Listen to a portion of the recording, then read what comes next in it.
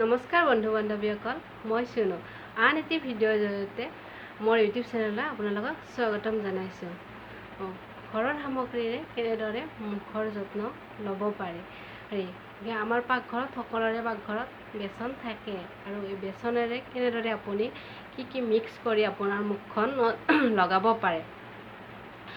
আৰু বিশেষকৈ আপুনি ৰ'দৰ পৰা যেতিয়া ঘৰত আহে, ধৰক ক'ৰবাত ফুৰিব গ'লে বা এনেকুৱাকৈ দিনটো ৰ'দত থাকি কিনে যেতিয়া আপুনি ঘৰলৈ আহে, তেতিয়া মুখখন আপোনাৰ নিজৰে অলপ ক'লা ক'লা লাগে। আৰু সেইটো কাৰণে আপুনি যেতিয়া বেচন আপোনাৰ মুখত লগায়, তেতিয়া অলপমান ভাল পাব। বেচনৰ লগত আপুনি কি মিক্স কৰিব পাৰে। আপুনি নেমু ল'ব, হালধি ল'ব আৰু মৌ ল'ব আৰু বেচন অকণমান ল'ব, লৈ কিনে মিক্স কৰি দিব। এচামুচ ল'লেই হ'ল। গোটেইখিনি এটা মিশ্ৰণ পাত্ৰত মিক্স কৰি ল'ব। মিক্স কৰি কিনে আপোনাৰ মুখত লগাই থ'ব। 10 মিনিটমান লগাই থ'লেও হয়, পাৰে যদি আপুনি 20 মিনিটমান ৰাখিব।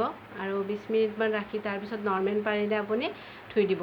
ধুই দিলে আপোনাৰ মুখৰ এই যিটো মানে ৰ'দে পোৰা হওক বা এনেই ধৰ স্কিনখন অলপ ডাৰ্ট হৈ যায় বুলি যদি আপোনালোকে ভাবে, তেতিয়াহ'লে এইটো লগালে, পেকটো লগালে আপোনাৰ কিছু অকণমান ভাল হ'ব। আৰু মানে মই নকওঁ যে আপোনাৰ মুখখন বগা হৈ যাব, ধুনীয়া হ'ব, দেখাত একেদিনা হ'ব, সেনেকুৱাই থাকিব। কিন্তু আপোনাৰ মুখখনৰ স্কিনটোত অলপমান মানে যেতিয়া আপুনি কেয়াৰ কৰে, তেতিয়া অকণমান মুখখন ভালে থাকে।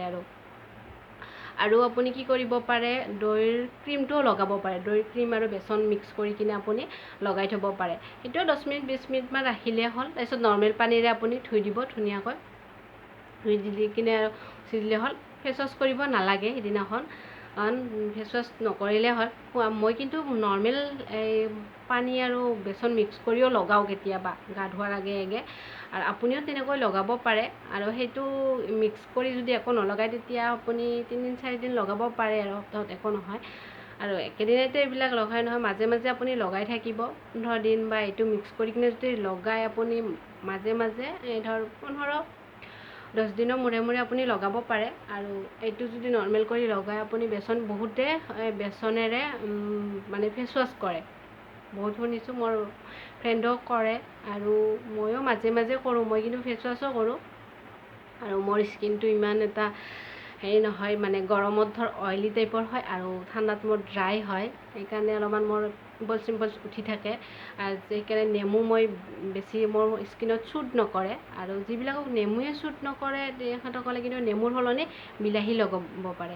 বিলাহী আৰু এনেকুৱা হালধি, বেচন মিক্স কৰি কিনে লগাব পাৰে। খুবেই ভাল। আৰু বেচনটো কিমান ভাল বহুতে জানে। আৰু আপুনি যদি ভাবে স্ক্ৰাব কৰিম বুলি, স্ক্ৰাবটো আমি ঘৰত থকা সামগ্ৰীৰে স্ক্ৰাব কৰিব পাৰোঁ। বিলাহীটো থাকে প্ৰায়, আৰু বিলাহীটো কাটি ল'ব। কাটি লৈ এফালা লৈ কিনে তাতে চেনি ল'ব। চেনি লৈ আপুনি বিলাহীখিনিত লগাই লৈ কিনে আপুনি এনেকৈ স্ক্ৰাব কৰি দিব।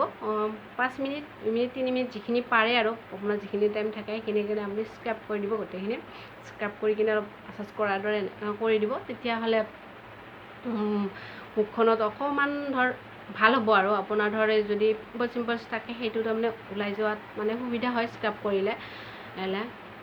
এইখিনি আৰু মোৰ ক'ব লগা আছিলে। যদি ভিডিঅ'টো চাই ভাল পালে, তেতিয়াহ'লে লাইক কৰিব, ছাবস্ক্ৰাইব কৰিব, আৰু কাষতে থকা বেল আইকনটোত দবাই দিব, যাতে মোৰ আহিবলগীয়া ভিডিঅ' ন'টিফিকেশ্যনবোৰ আপোনালোকে অতি সোনকালে পাই যায়। তেতিয়াহ'লে আজিলৈ মই ভিডিঅ'টো সামৰিব ওলাইছোঁ। নমস্কাৰ, বাই বাই।